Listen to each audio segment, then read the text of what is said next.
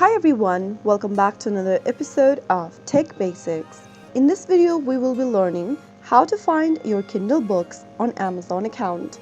To find your Kindle books on Amazon, first of all open up a web browser and then go to amazon.com in the URL box. Make sure that you're signed into your amazon.com account by entering your account's credentials as well.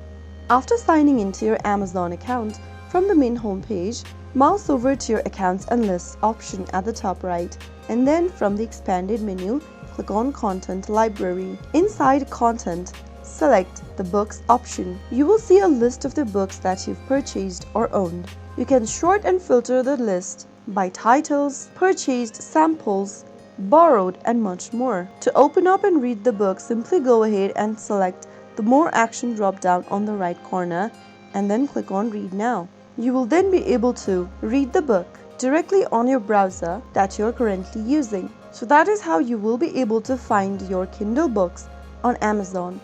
If the video was helpful to you, make sure you go ahead and give us a thumbs up. Don't forget to subscribe to our channel by hitting the subscribe button. Press on the bell icon so that you'll never miss another upcoming upload from us.